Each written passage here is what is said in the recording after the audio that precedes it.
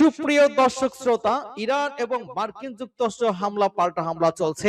Iran ইতিমধ্যে 15 দেশে একযোগে হামলা করে 560 জন মার্কিন সেনাকে হত্যা করেছে।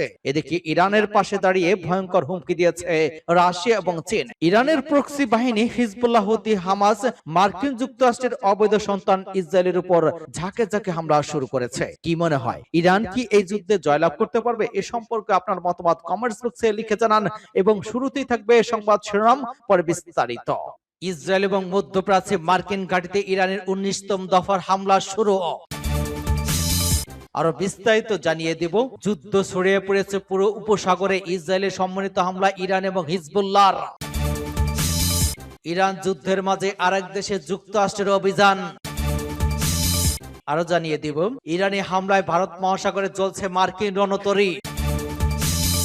এদিকে ইরানের জন্য বড় দুঃসংবাদ, গোপনে ইরানকে অস্ত্র দিচ্ছে এবার চীন। ইরানে হামলায় যুক্তরাষ্ট্রকে বন্দর ব্যাপারে সুযোগ দেওয়ার অভিযোগ, যা বলল ভারত।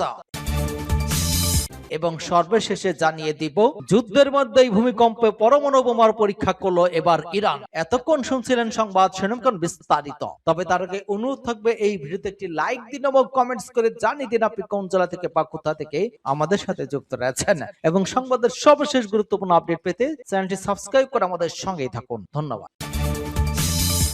ইসরায়েল এবং মধ্যপ্রাচ্যে মার্কিন ঘাঁটিতে ইরানের 19তম দফার হামলা শুরু। ইসরায়েল এবং মধ্যপ্রাচ্যে মার্কিন সামরিক এবং অন্যান্য সম্পদকে লক্ষ্য করে 19তম দফার অংশ হিসেবে ক্ষেপণাস্ত্র এবং ড্রোন ব্যবহার করে হামলা চালানোর ঘোষণা দিয়েছে ইরানের ইসলামী বিপ্লবী রেভলিউশন গার্ড কর্পস IRGC। যুক্তরাষ্ট্র এবং ইসরায়েলের অব্যাহত বিমান হামলার জবাবে আজ ভোরে ওই ঘোষণা দেওয়া হয়। এই ঘোষণার পরে ইরান ইসরায়েলকে নিশানা করে একের পর এক ক্ষেপণাস্ত্র ছুড়েছে। ইসরায়েলে লাখো ইসরায়েলি বিমান থেকে রক্ষা পাওয়ার আশ্রয় কেন্দ্রে আশ্রয় নিতে বাধ্য হন। বার্তা সংস্থা রয়টার্স এই তথ্য জানায়। ইসরায়েলের জরুরি পরিষেবা সংস্থার বরাদ্দে এপি বলেছে, ওই ক্ষেপণাস্ত্র হামলার হতাহতে কোনো তথ্য তাৎক্ষণিকভাবে পাওয়া যায়নি। এপির প্রতিবেদকরা জানিয়েছেন, ইরানের হামলার পর জেরুজালেমে একাধিক বিস্ফোরণের শব্দ শুনতে পেয়েছেন। গত কয়েকদিনে ইরান ইসরায়েলের পাশাপাশি তেল সমৃদ্ধ উপসাগরীয় দেশগুলোতে হামলা চালিয়ে আসছে, যার অংশ হিসেবে বহু ক্ষেপণাস্ত্র এবং ড্রোন ব্যবহার করা হয়েছে। এর ফলে মধ্যপ্রাচ্যের বিভিন্ন অঞ্চলে বিস্ফোরণ এবং ধ্বংসের খবর এসেছে। ইরান ইসরায়েল যুক্তরাষ্ট্র সংঘাত আজ বৃহস্পতিবার 6ষ্ঠ দিনে গড়িয়েছে। মার্কিন ইসরায়েলি হামলা ইরানের সামরিক স্থাপনায়, পাশাপাশি লক্ষ্যবস্তুতে আবাসিক এলাকা, হাসপাতাল এবং স্কুল। হামলায় প্রতিনিয়ত বাড়ছে হতাহতের সংখ্যা। ইরানে নিহতের সংখ্যা বেশি হলেও মধ্যপ্রাচ্যে বিভিন্ন দেশে হতাহতের ঘটনা ঘটেছে। ডেড কিসেন্টের এক তথ্য অনুযায়ী ইরানের যুক্তরাষ্ট্র ইসরায়েলের যৌথ হামলায় 1000-এর বেশি নিহত হয়েছেন। দক্ষিণ পূর্বাঞ্চলের মিনার শহরে একাধিক প্রাথমিক বালিকা বিদ্যালয়ের হামলায় প্রায় 200 শিশু নিহত হবার দাবি করেছে স্বাস্থ্য মন্ত্রণালয়। লেবাননে ইসরায়েল বিমান হামলায় অন্তত 40 জন নিহত এবং 246 জন আহত হয়েছেন। যুদ্ধ ছড়িয়ে পড়েছে উপসাগরে। ইসরায়েলের সমন্বিত হামলা ইরান ও হিজবুল্লাহ। ইসরায়েল এবং মধ্যপ্রাচ্যের সামরিক ঘাঁটিতে হামলা অব্যাহত রেখেছে ইরান। দেশটির সঙ্গে যোগ দিয়েছে লেবাননের হিজবুল্লাহ গোষ্ঠী। দুদেশ সম্মিলিতভাবে যুক্তরাষ্ট্র এবং ইসরায়েলের স্বার্থে আঘাত এনেছে। তবে এই থেমে নেই ইসরায়েলও। দেশটির তেহরানের পাশাপাশি লেবাননে হিজবুল্লাহর স্থাপনায় বড় ধরনের হামলা চালিয়েছে। যুদ্ধ এখন উপসাগর এলাকায় ছড়িয়ে পড়েছে। গতকাল ইরান, সৌদি আরব, কাতার, কুয়েত, দুবাইয়ে ফের হামলা চালিয়েছে। প্রথমবারের মতো ক্ষেপণাস্ত্র গেছে তুরস্কের দিকে, যদিও ন্যাটো বাহিনী সেই ক্ষেপণাস্ত্র প্রতিহত করতে সম্মত হয়েছে। এর মধ্যে গতকাল ভারত উপসাগরের ইরানে একটি জাহাজে হামলা চালিয়ে ডুবিয়ে দেওয়ার দাবি করেছে যুক্তরাষ্ট্র।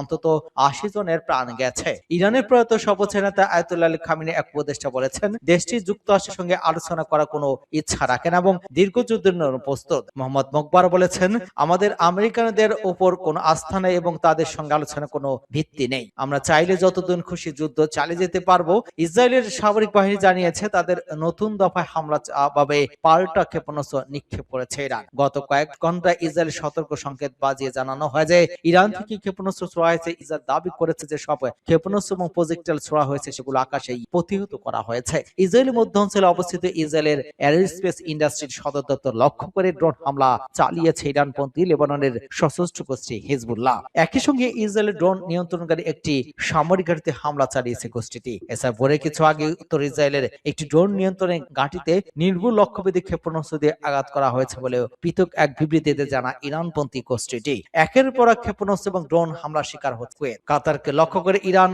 2টি ব্যালিস্টিক ক্ষেপণাস্ত্র নিক্ষেপ করেছে বলে জানিয়েছে কাতারের প্রতিরক্ষা মন্ত্রণালয়। মঙ্গলবার বিকেলে দুবাইয়ের অবস্থিত যুক্তরাষ্ট্রের একটি কনসুলেট ভবনে ইরান ড্রোন হামলা চালানোর পর সেখানে ধোঁয়া উঠতে দেখা যায়। 2টি ক্রুজ ক্ষেপণাস্ত্র প্রতিহত করেছে সৌদি আরব। গতকাল দেশটিতে বিশ্বের সবচেয়ে বড় তেল শোধনাগারের মধ্যে আবারও হামলা চালিয়েছে ইরান। ইরান যুদ্ধের মাঝে আরেক দেশে যুক্তরাষ্ট্রের অভিযান।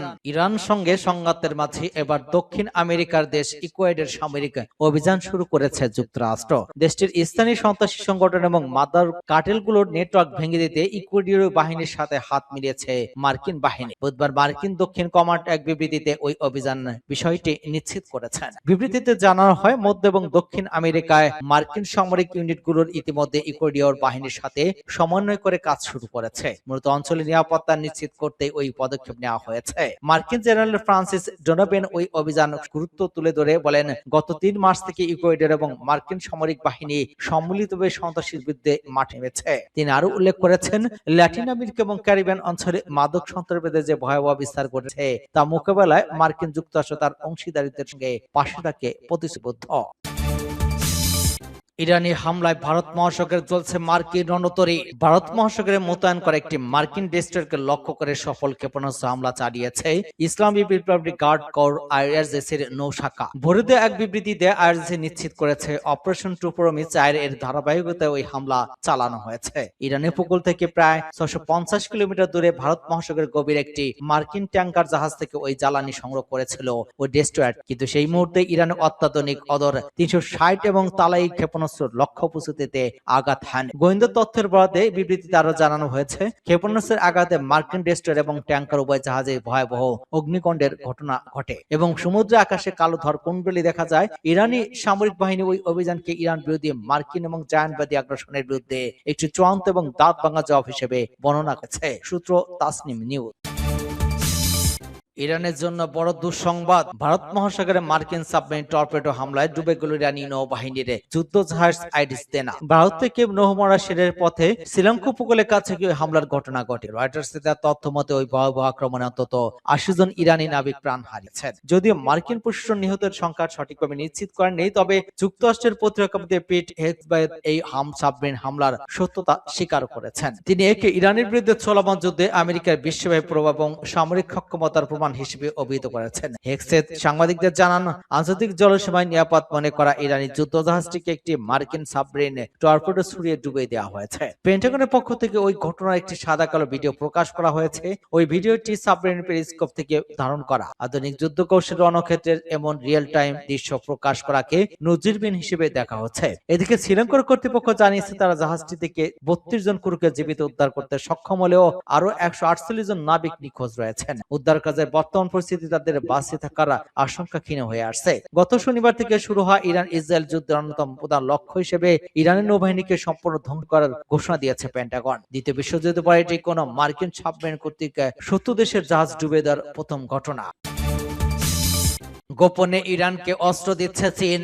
মার্কিন যুক্তরাষ্ট্র এবং ইসরায়েলের সঙ্গে সাম্প্রতিক সংঘাতের জেরে বিস্ফোরণগ্রস্ত ইরানের বায়ু এবং ক্ষেপণাস্ত্র প্রতিরক্ষা ব্যবস্থা পুনর্গঠন চীন গোপনে সহায়তা করেছে এবং চাঞ্চল্যকর দাবি উঠেছে নিউজ 18 এর একটি গোয়েন্দা প্রতিবেদনে। যদিও বেজিং সরাসরি অস্ত্র বিক্রির অভিযোগ অস্বীকার করেছে, তথাপি কৌশলগত এবং প্রযুক্তিগত সহায়তার মাধ্যমে তেহরানকে শক্তিশালী করার প্রতিক্রিয়া জোরদার হয়েছে বলে প্রতিবেদনে উল্লেখ করা হয়েছে। গোয়েন্দা সূত্রের দাবি, আন্তর্জাতিক নিষেধাজ্ঞা এবং ভূরাজনৈতিক ঝুঁকি এড়াতে চীন সরাসরি বড় আকারের অস্ত্র সরবরাহ না করে গুরুত্বপূর্ণ ক্ষেপণাস্ত্র যন্ত্রাংশ, উন্নত রাডার ব্যবস্থা এবং সামরিক প্রযুক্তি সরবরাহ করেছে। বিশেষ করে 2025 সালে ঘটে যাওয়া বার্জি যুদ্ধের পর ইরানের সামরিক ভান্ডারে ঘাটতি দেখা দিয়েছে বলে ওই সহযোগিতা প্রতিবেদনটি উল্লেখ করা হয়েছে। প্রতিবেদনে বলা হয়েছে, চীনা প্রযুক্তির নাম যা ইরানের কাছে গোপনে বিক্রি করা হচ্ছে বলে দাবি করা হয়েছে। বিমানবাহী রণতরী বিধ্বংসী নামে পরিচিত ওই ক্ষেপণাস্ত্রের চুক্তি 2026 সালে ফেব্রুয়ারিতে মধ্যে প্রায় চূড়ান্ত পর্যায়ে পৌঁছেছে বলে জানা গিয়েছে। এর পাল্লা প্রায় 290 থেকে 460 কিলোমিটার পারস্পর্শকর এবং হরমুজ প্রণালীতে মার্কিন নৌবহরের জন্য একটি বড় হুমকি হতে পারে বলে আশঙ্কা করা হয়েছে। রাশিয়ার S-300 এবং 400 এর সমমানের বলে বিবেচিত এই উন্নত আকাশ প্রতিরক্ষা ব্যবস্থা 2025 সালে গ্রীষ্মকালে থেকে ইরানের পারমাণবিক স্থাপনা গুরুত্বপূর্ণ সামরিক ঘাঁটি নিরাপত্তা মোতায়েন করা হয়েছে বলে প্রতিবেদনে উল্লেখ করা হয়েছে। ইরানে হামলায় যুক্তরাষ্ট্রকে বন্দর ব্যবহারের সুযোগ দেওয়ার অভিযোগ, যা বলল ভারত। ইরানের বিরুদ্ধে হামলা চালাতে যুক্তরাষ্ট্রের নৌবাহিনীকে ভারত নিজেদের বন্দর ব্যবহার করতে দিচ্ছে এমন অভিযোগ ওঠার পর তা অস্বীকার করেছে দেশটি। বুধবার এক বিবৃতিতে ভারতের পররাষ্ট্র মন্ত্রণালয় বলেছে, মার্কিন সেনা তাদের বন্দর ব্যবহার করছে এমন তথ্য মিথ্যা এবং ভুয়া। যুক্তরাষ্ট্রের সাবেক প্রতিরক্ষা মন্ত্রী উপদেষ্টা ডগলাস ম্যাকগ্রিগর উগ্রপন্থী সংবাদ মাধ্যম ওয়ান আমেরিকান নিউজ নেটওয়ার্ককে বলেছেন, ইরানের বিরুদ্ধে হামলা চালাতে মার্কিন নৌবাহিনীতে হয়তো ভারতের বন্দর ব্যবহার করছে। তার দাবি পুরোপুরি প্রত্যাখ্যান করে ভারতের পররাষ্ট্র মন্ত্রণালয় বলেছে, যুক্তরাষ্ট্র ভিত্তিক TV one America news network ভারতীয় বন্দর ব্যবহার করা যে দাবি করেছে এটি সম্পূর্ণ মিথ্যা এবং ভুয়া। আমরা এই ধরনের ভিত্তিহীন এবং বানোয়াট মন্তব্যের ব্যাপারে সতর্ক করছি।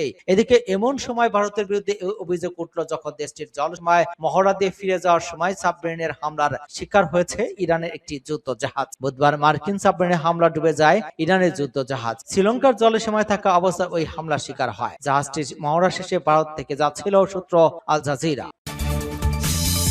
যুদ্ধের মধ্যেই ভূমিকম্প, পরমাণু বোমার পরীক্ষা করলো ইরান। ইরানের গ্যারাস অঞ্চলে মাঝারি মাত্রা একটি ভূমিকম্প আঘাত এনেছে। মার্কিন ভূতাত্ত্বিক জরিপ জানিয়েছে, রিক্টার স্কেলে ভূমিকম্প মাত্রা ছিল 4.3 মাত্রার। সংবাদ মাধ্যম আল জাজিরার প্রতিবেদনে বলা হয়, আঘাত হানা ওই ভূমিকম্পটির গভীরতা ছিল ভূপৃষ্ঠ থেকে 10 কিলোমিটার গভীরে। প্রাথমিকভাবে কোনো ক্ষয়ক্ষতি বা হতাহতের খবর পাওয়া যায়নি।